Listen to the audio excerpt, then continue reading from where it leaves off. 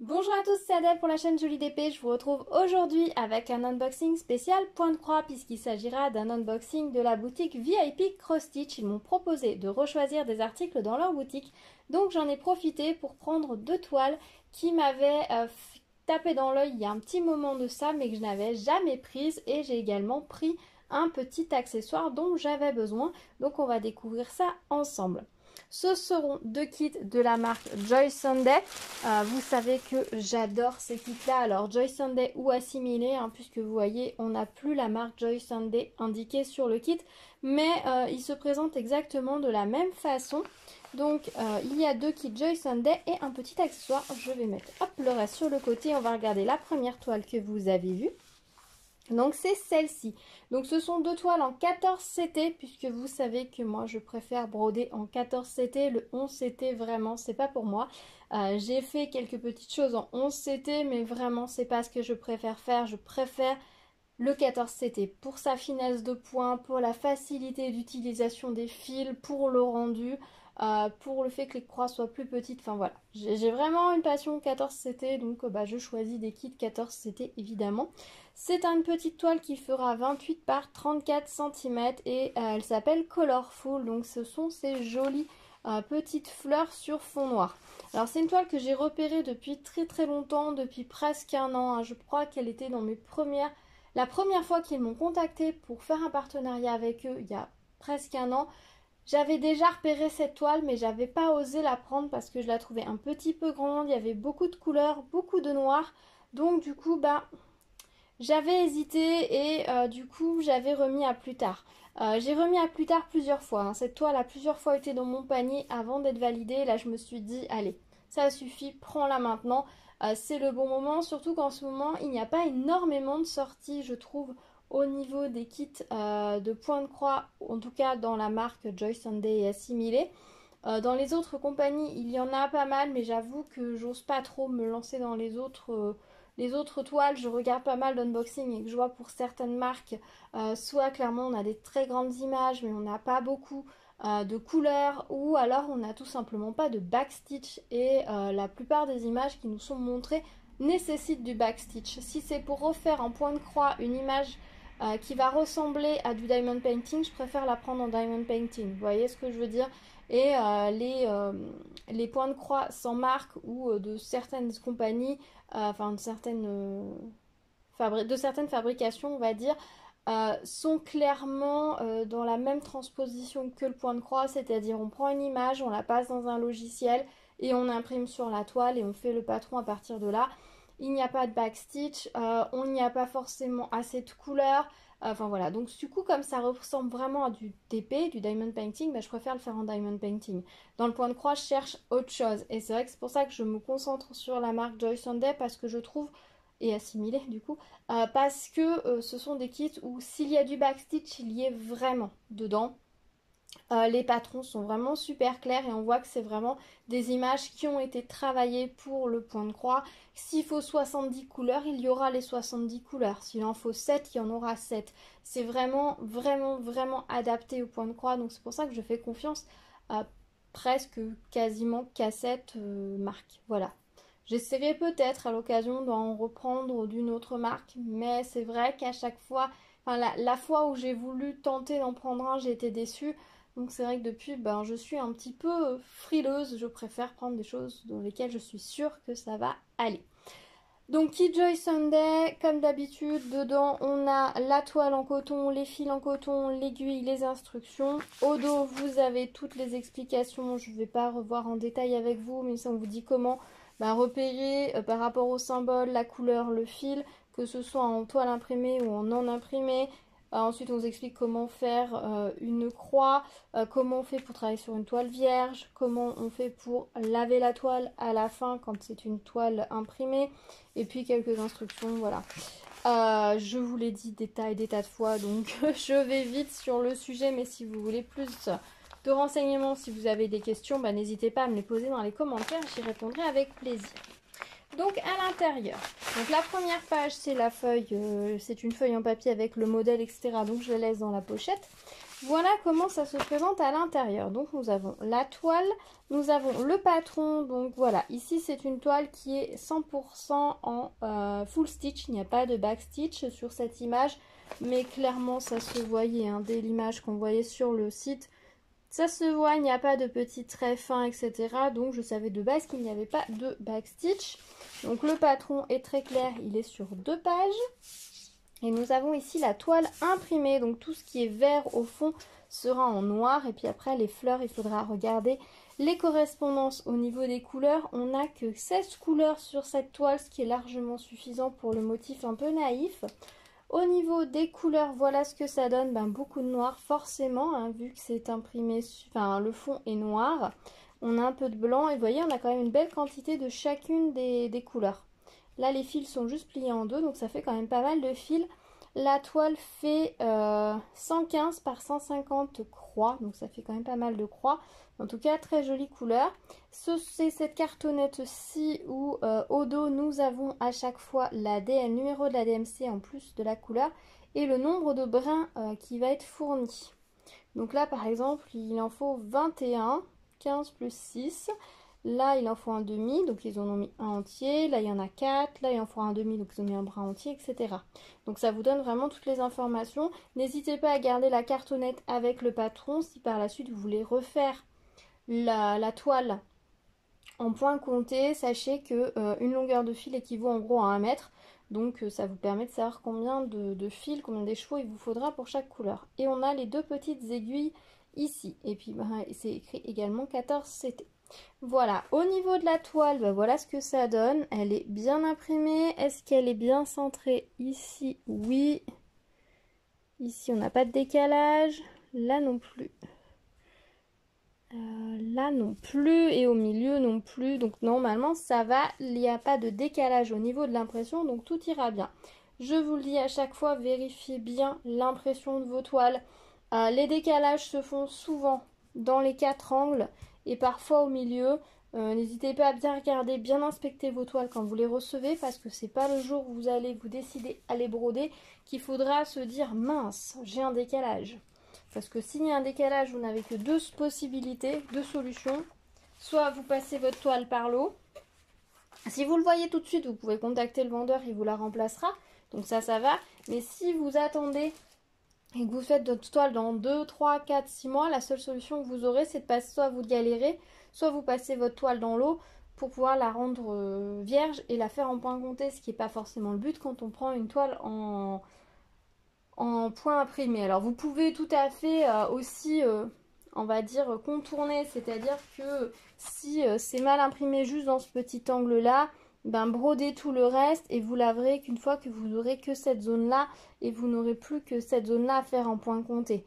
Après, certaines couleurs, on arrive à repérer avec certaines couleurs avec le motif. Par exemple, si c'est, je sais pas, ici au niveau de la fleur, vous faites la fleur en point compté et vous remplirez après, une fois que vous avez fait vos fleurs, le fond par exemple. Après, certains endroits, c'est moins important, c'est un décalage. Si vous ratez une croix, ça ne va pas changer du tout le modèle. Et si vous avez un doute, reportez-vous bien au patron pour savoir exactement de quelle couleur devait être votre croix. Ensuite, l'autre toile que j'ai pris, on va faire le petit accessoire parce qu'il était empilé dessus. Alors, il était livré dans une pochette comme ça, une grande pochette plastique. Hop, il n'essayait pas de se sauver. Hop. J'ai pris un petit un petit ovale à broder comme ceci, puisque je vous ai dit que j'avais un projet pour faire un triptyque. Alors je sais pas si finalement ça va être un triptyque ou un... Comment on dit quand il y en a 2? Un dualtique? Enfin, je sais pas si ça va être 2 ou 3 au final, je ne sais pas. C'est le deuxième que j'ai pris chez eux. Volontairement je les prends chez eux, comme ça normalement ils sont tous pareils. Et je pourrais indiquer que les cercles, enfin les ovales viennent de chez eux. Donc voilà, c'est un ovale à broder tout simplement. Faites attention quand vous commandez les ovales. Il existe 2 types d'ovales, celui avec la fermeture ici et celui avec la fermeture ici. Donc selon ce que vous voulez faire, peut-être choisir l'un ou l'autre. Comme moi, ça va être des choses qui vont se suspendre parce que je vais m'en servir comme cadre en fait. comme ça va se suspendre dans ce sens-là, il me fallait l'attache au-dessus pour que ce soit joli, que je puisse me servir de l'attache pour le suspendre. Si ça avait été un motif dans ce sens-là, j'aurais pris l'attache ici qui m'aurait servi en fait pour le suspendre.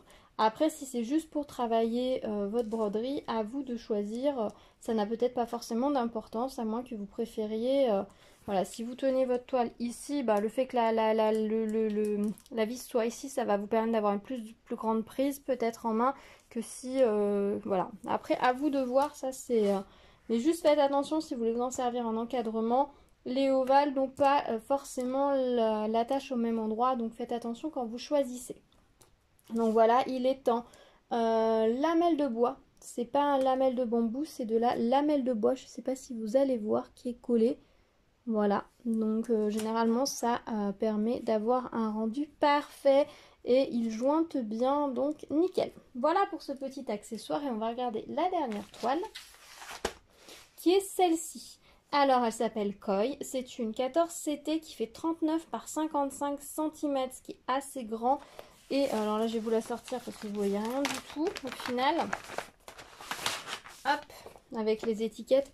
Voilà le motif. Donc on est sur une toile avec beaucoup de grandes zones de couleurs. C'est le genre de toile qui au départ m'intimidait un petit peu. Elle est grande, il y a beaucoup de zones unies. Je me disais bon voilà. Mais j'aime beaucoup ce motif. Alors la carpe koi en soi pas plus que ça. Enfin c'est pas le poisson ultime. Mais généralement les compositions à base de carpe koi, toutes ces compositions issues de l'art asiatique sont souvent très jolies. Il y a vraiment généralement une belle recherche, soit au niveau des couleurs, soit au niveau des formes, soit au niveau du trait, qui fait que l'ensemble est vraiment très joli.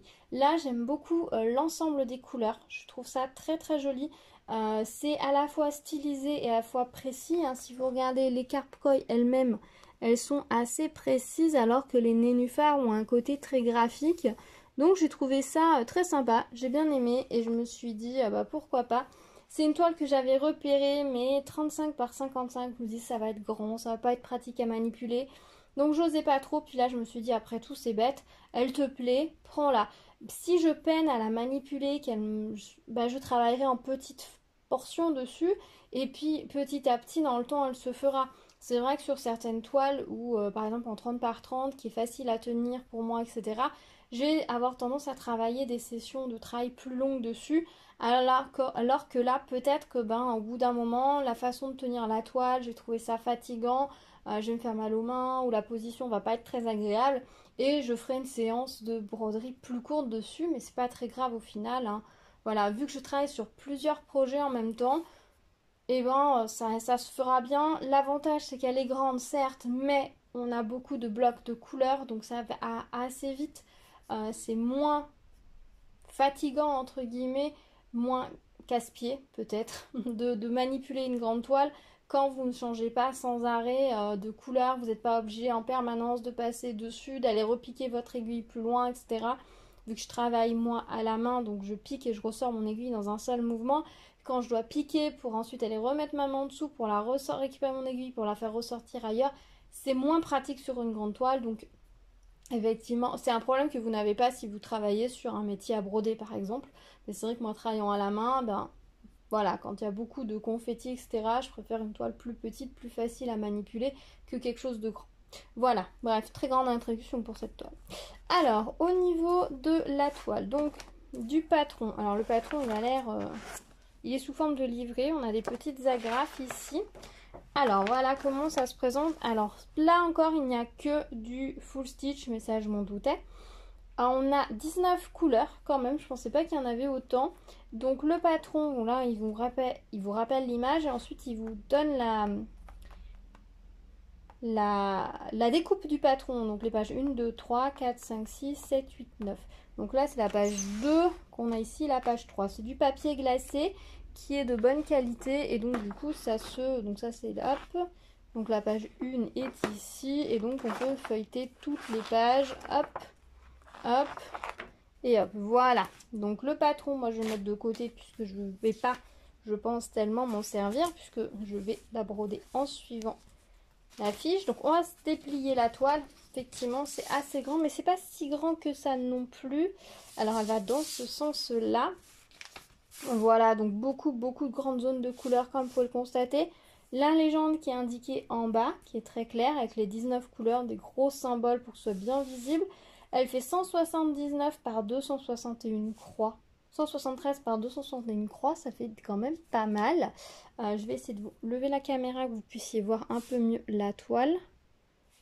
Je suis désolée, la lumière n'est pas folle, mais aujourd'hui, les nuages ont décidé de s'inviter. Et je voulais absolument vous tourner l'unboxing aujourd'hui pour pouvoir vous le poster. Donc voilà ce que ça va donner. Donc ouais, des grandes zones de couleurs. Mais ça va être chouette. Je pense que je vais avancer assez vite sur cette toile. Vous le savez, j'aime bien les grandes zones de couleurs. On a vraiment le temps d'apprécier la couleur sur laquelle on travaille.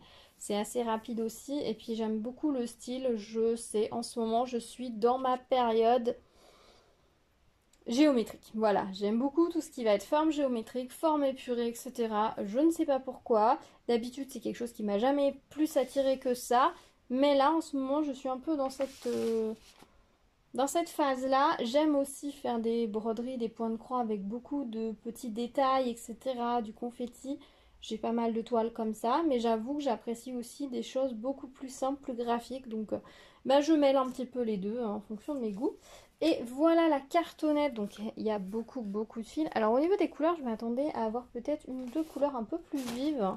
Au niveau des nénuphars notamment, mais enfin si c'est relativement vif. Alors là honnêtement, clairement, la caméra ne rend pas justice du tout aux couleurs. Ça c'est la couleur, elle est très jolie. Alors ça ce sont les rajouts. Vous voyez 1, 4, 11, ce sont les ajouts des couleurs 1, 4 et 11. Voilà, il faudra que je vérifie sur l'autre du coup s'il y avait bien l'ajout correctement. Parce que là, c'est indiqué qu'il y a 15 plus 19. 15 plus 19 fils pour cette couleur. Donc, il faudra que je vérifie que j'additionne cela et cela pour avoir le nombre. Là, ici, on a 15 plus 6. Donc là, je dois en avoir 6 et là, 15. Et pour le 4, je suis censée avoir 15 plus 19. Donc 15 ici et 19 ici. Donc je compterai, je vérifierai. Et ça fait des grosses quantités de fils. Hein. Voilà, si vous voulez rebroder cette toile avec des écheveaux, il va falloir pas mal d'écheveaux. On a toujours les deux petites aiguilles ici et c'est bien reprécisé. 14 c'était, c'est reprécisé où? Ici. Voilà. Hop, attendez, je vais aussi vous mettre toutes les couleurs de fil. Alors les couleurs des carpe koi, elles sont éclatantes au milieu ici. Vous voyez, c'est vraiment des couleurs, elles paraissent même fluo à la caméra. Donc voilà les couleurs. Vraiment très sympa. Vraiment jolie couleur, mais vraiment je vous dis, la caméra leur rend vraiment pas justice aux couleurs. Vivement que je la commence et puis que je vous montre un petit peu ce que ça va donner au niveau des couleurs. J'ai hâte de la commencer, vraiment, même si elle est grande et que je sais que je ne vais pas la terminer tout de suite, j'ai vraiment hâte de la commencer, de voir ce que ça va donner. Je ne sais pas par où je vais commencer, sûrement dans un coin. On verra, de toute façon, vous le savez, moi je travaille soit aux zones de couleurs, soit au fil. Donc je peux très bien décider de commencer par les carpe koi du milieu si j'en ai envie, ou alors d'avancer toute une zone de couleurs. Voilà, j'irai vraiment au fil de mes envies. Donc voilà pour ce pas si petit unboxing de chez VIP Cross Stitch. Donc deux jolies toiles avec des motifs assez graphiques, on est d'accord, et un cercle, enfin un ovale à broder. Je suis très contente de ces réceptions.